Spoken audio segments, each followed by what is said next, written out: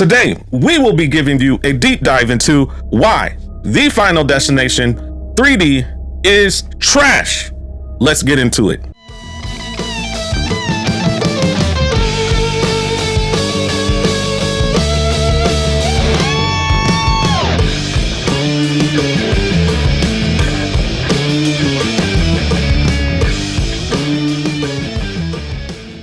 So let's go ahead and get into the reasons why Final Destination 3D is trash. Ryan, what's your fifth reason? So coming in at number 5 for me is the fact that this movie did not add anything new to the Final Destination lore at all.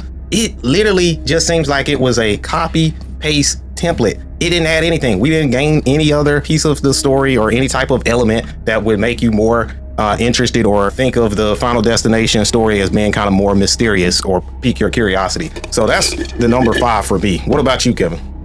My fifth reason is the fact that this film feels like a cash grab. So many people do say that the reason why this film is not a bad film is because it is one of the highest grossing in the franchise. We understand that Final Destination's Bloodlines is the highest grossing. This is the second highest grossing. But I would stand to say that there are many films that are high grossing films that make a whole lot of money during the opening week at the box office there.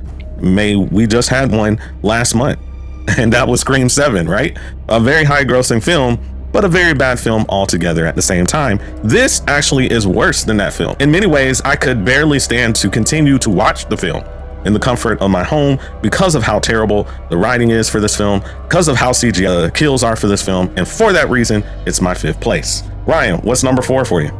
So coming in at number 4 is the fact that they actually think that a race car track is supposed to be scary or relate to people as being a potential danger, or I guess a threat that people would experience on a daily basis.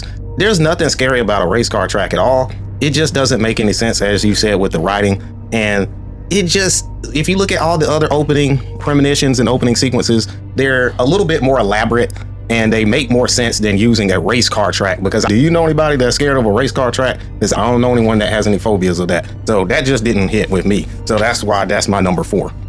So my number 4 reason is that the death sequences lack any creativity.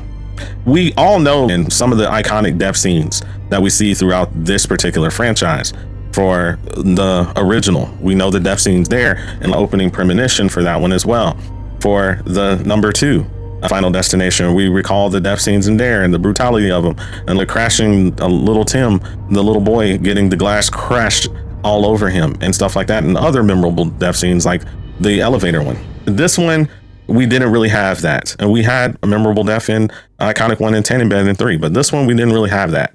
Someone can say the pool scene and stuff like that, but is it really memorable or is it just disgusting? That would be my question for you. So the fact that there wasn't really that many memorable, iconic death scenes, which is the whole reason this type of franchise exists, is the reason why it's terrible. Ryan, what's number 3 for you? So with me coming in at number 3 is the fact that we have the most abysmal CGI I have ever seen in a film ever. This CGI is trash.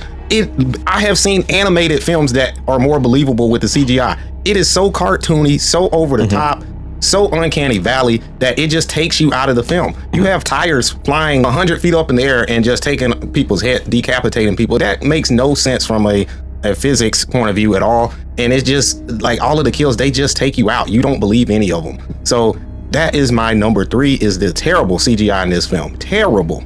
What about you, Kevin? So my number 3 has to be a lack of William Bloodworth. So if you recall, in Final Destination 1 and 2, we had Tony Todd's character, William Bloodworth. His character was an integral piece of this particular franchise because he was the professor of death studies, if you will. He had a PhD in death studies as the mortician, and he provided the main characters the tools necessary to understand the rules of death and how it works. Here, we don't have that. It's missing, and that's a large reason why many of the kill scenes don't really work. They don't really make sense. We're seeing our main protagonist, Nick, just doing his little psychic thing and seeming to try to understand where everybody and how everybody is going to die. That does not work, and that is why this film is trash. Moving on to your number 2, Ryan, what is it? So coming in at number 2 is the terrible acting from every single actor on this movie. They did a terrible job, every single one of them. There's not one scene that you feel like they're actually in character at all. Their facial expressions don't show any type of fear. There's a lot of delayed facial expressions when they should be experiencing more of an emotion than they are in that moment. And I haven't seen any of these actors in any other movies or TV series outside of maybe the guy that plays, or the security guard in this film playing in Forrest Gump. Other than that, these actors are B or C tier actors. They're very bad. So that's my number 2. So what about you, Kevin?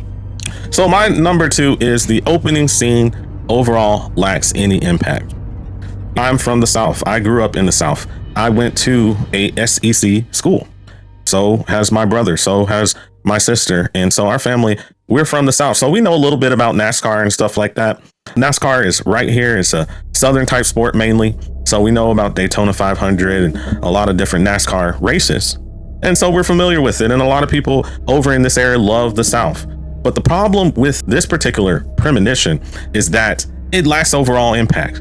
No one goes to a NASCAR event thinking or being afraid that cars are going to fly up and over the railing and fencing and fly in and crash and hit people and kill them. It's just not physics, right? Because that's why the road, if you've looked in the actual NASCAR races, it's sloped. You have to really roll up a hill to even get to the fence or the parts where you have your fans at. So it doesn't make sense from a physics perspective, and it just doesn't make sense overall. Most people are not from the South or not interested in NASCAR like some of the people from the South are. So it's not going to touch people in the same way that you have the premonitions in the earlier films, which most people know, like flights. We all know about flights because most of us have been on flights. We all know about how tractor trailers work because we've all been on the highway and stuff like that. But it have an impact. It doesn't make sense, even if you like NASCAR events. So that's my number 2. Ryan, what's your number 1? So my number 1 piggybacks off my number 2, and my number 1 is the fact that we have the single worst lead actor in the whole franchise, ladies and gentlemen. This Bobby Camp guy, I think he did as best he could, but you just don't believe this guy as being our lead. He doesn't sell you his performance. There's nothing impactful throughout any of his scenes to where you feel as though he's in danger or his friends are in danger. And it feels so direct to DVD. And for that, this is the reason why this is my number 1, Kevin. So what about you? So the lack of characters and quality acting is my number 1. So we have Nick, who Ryan just talked about, so I won't belabor the point there. We also have a whole laundry list of just poor performing actors. So Hunt's character, who gets killed in the swimming pool, Janet, Samantha, Lori, George, all of these characters seem to lack any type of 3 dimensions to them, that they're actually real people that we would or have encountered in real life. So it does not give us the chance to have an emotional connection or attachment to these characters. Additionally, these characters, it just seems like they're just caricatures of what they're supposed to be, a stereotype. You have the guy that's Southern, and they always do that old Southern thing that every Southern person who happens to be Caucasian is a racist. And they do that, and it's just like, come on, guys, we can do better. Not every person who's Caucasian and from the South is a racist. Why do we have to throw those stereotypes out there? It's unnecessary. It takes away from the credibility that this film has. And that's my number 1 reason why this film is trash. Ryan, what Fright Brothers grade would you give this film? Y'all already know. This film is trash. So with that being said, I'm going to have to give this film a wine. And that might be my first wine that I've ever given, because there is nothing good about this film. Not a single thing. Kevin, what about you? So I also would have to give this film a wine. When I think of the films that would be in the wine category, it would be films like The Strangers Chapter 3, particularly. It would be films like that where you're like, why did I watch this? Even most recently, Undertone. We recently watched Undertone this past week, and I'm just like, I wanted to walk out of the movie theater. And this would be on that level. It's a trash movie. Simply said, it's not something I would tell anybody to watch unless they really wanted to. So that's my grade. Ryan, what are we working on? So we're working on finishing up Final Destination. And remember, Fright Fam, be watchful.